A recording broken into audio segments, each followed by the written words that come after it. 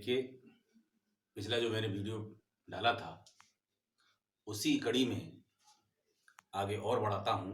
देखें जरा, कभी कभी क्या होता है कि जो हमारा रिपोर्टेड स्पीच रिपोर्टिंग पार्ट के बाद होता है, कुछ सेंटेंसेस ऐसे होते हैं जहां रिपोर्टेड स्पीच बाकी के प्रारंभ में ही आ जाता है और रिपोर्टिंग पार्ट बाद में पहुंच जाता है। तो आप उसको कैसे बनाएंगे? देखें, inverted comma begin. I do not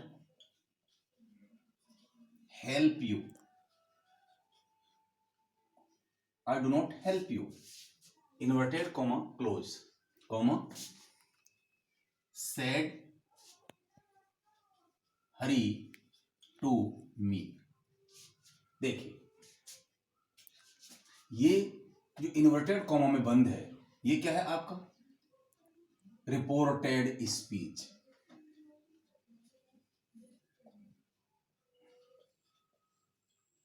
और जो बाद में दिया हुआ है ये क्या है? आपका रिपोर्टिंग पार्ट।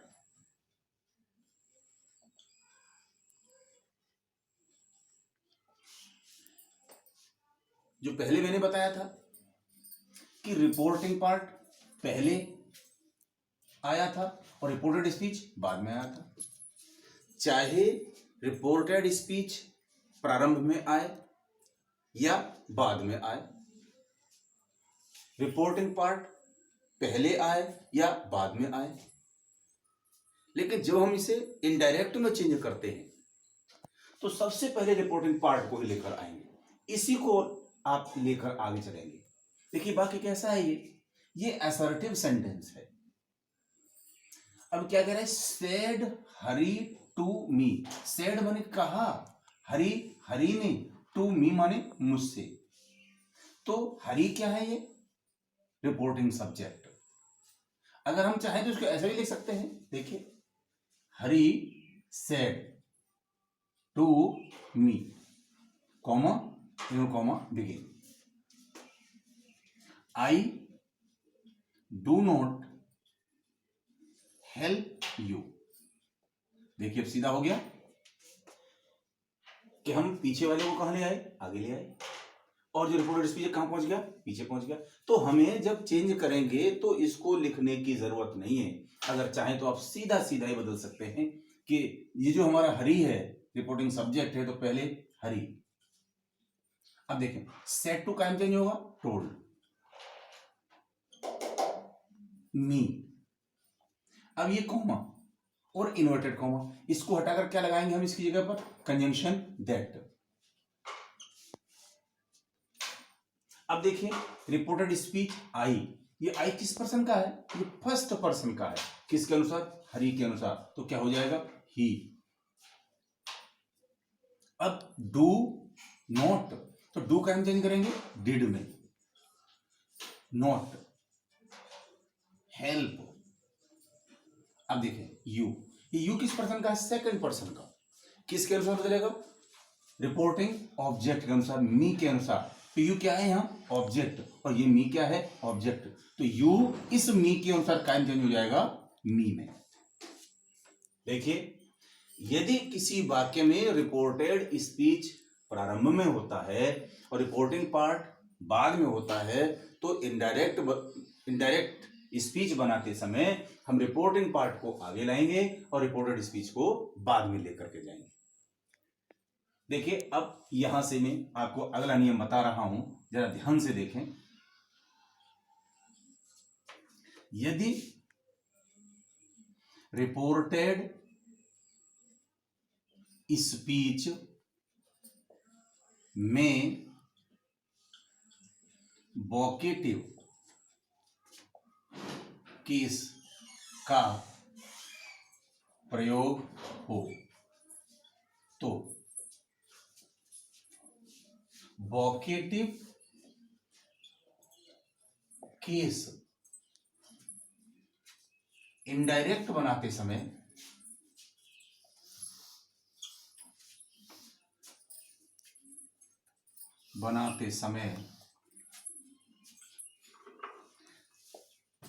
रिपोर्टिंग ऑब्जेक्ट बन जाता है।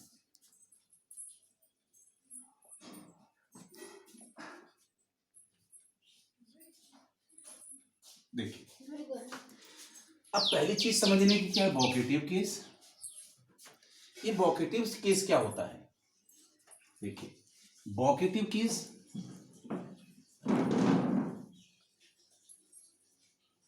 मीन्स एड्रेसिंग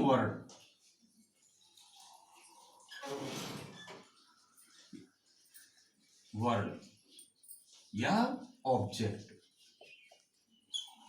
यानी किसी व्यक्ति को एड्रेस करना, किसी को संबोधित करना, किसी को आवाज देना। जैसे देखें वाक्य, ही सेड, कॉमा इनमें कॉम बिगिन, उसने कहा, Mohan, comma you are very lazy. Mohan, तुम बहुत आलसी हो। किससे कहा? मोहन से। तो ये जो मोहन है, क्या है ये? Vocative case.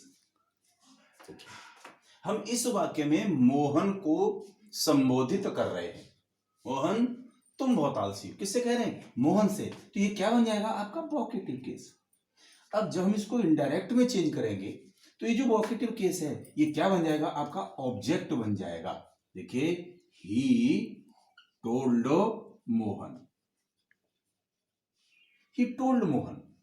अब कॉमा और इन्वर्टेड कॉमा हटाकर कंजंक्शन क्या लगाएंगे? दैट।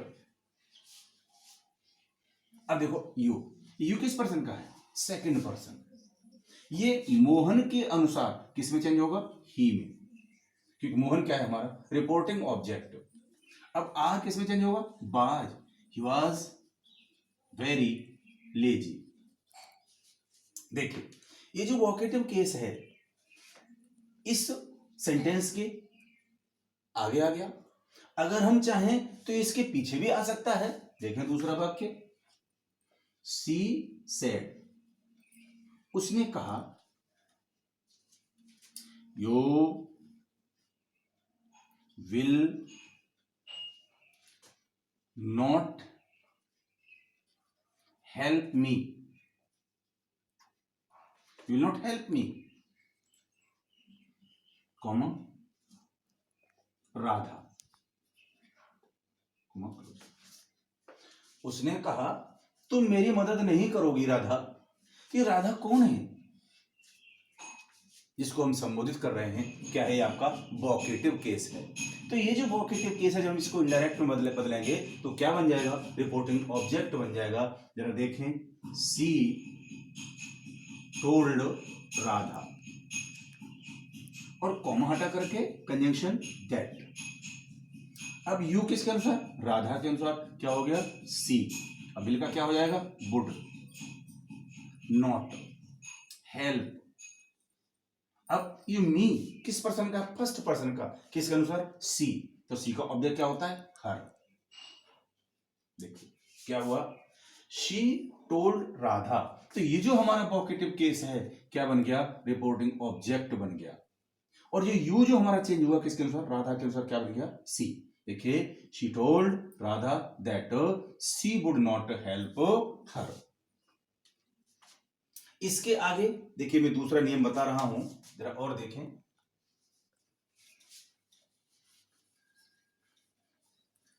यदि किसी वाक्य में और रिपोर्टिंग ऑब्जेक्ट भी दिया हो और वोकेटिव केस भी दिया हो, तब आप कैसे चेंज करेंगे?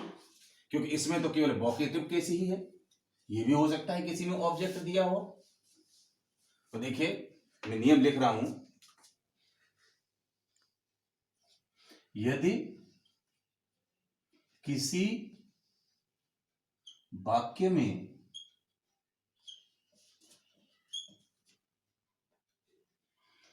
रिपोर्टिंग ऑब्जेक्ट भी दिया हो तथा वोकेटिव केस का भी प्रयोग किया गया हो तो ऐसे वाक्यों की शुरुआत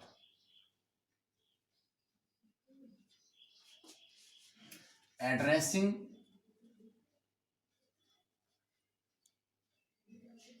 या कॉलिंग से करते हैं। देखिए क्या दिया हो, रिपोर्टिंग ऑब्जेक्ट हो और उसमें वोकेटिव केस भी हो, तो ऐसे वाक्य की जो आप शुरुआत करेंगे काय से करेंगे, एड्रेसिंग से या फिर कॉलिंग से। दोनों चीजें नहीं लगानी है, केवल आपको एक लगाना है, या तो एड्रेसिंग या कॉलिंग। देखें, the king said to the old man, राजा ने बूढ़े व्यक्ति से कहा, dear gentleman,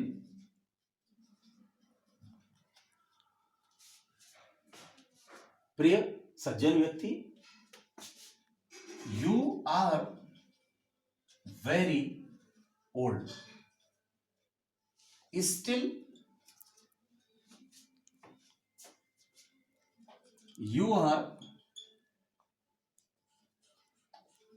planting these plants, trees भी लगा सकते हैं, still you are planting these trees, you will not eat fruits of these trees। देखिए, राजा ने बूढ़े आदमी से कहा, the king said to the old man, dear gentleman, प्यारे सज्जन व्यक्ति, यू आर वेरी ओल्ड, तुम बहुत बूढ़े हो, still you are planting these trees, फिर भी तुम इन पेड़ों को लगा रहे हो, you will not eat fruits of this trees, तुम इन पेड़ों के फलों को नहीं खा पाओगे। देखिए, अब जो दी ओल्ड मैन है क्या है, रिपोर्टिंग ऑब्जेक्ट, और डियर जेंटलमैन क्या है, ये वोकेटिव केस। ऊपर जो मैंने नियम लिखा है तो इसमें हम रिपोर्टिंग ऑब्जेक्ट भी देख रहे हैं और वोकेटिव केस भी देख रहे हैं। तो ऐसे वाक्य की शुरुआत जब करेंगे हम तो किससे करेंगे, एड्रेसिंग से, एड्रेसिंग या कॉलिंग। देखिए, मैं एक नियम की तरह लिख रहा हूं, आप बहुत ध्यान में रखना। सबसे पहले एड्रेसिंग या कॉलिंग, फिर रिपोर्टिंग ऑब्जेक्ट,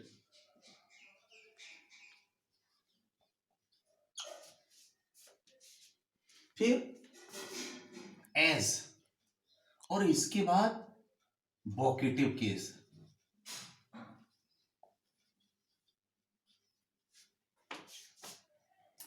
फिर इसके बाद रिपोर्टिंग सब्जेक्ट,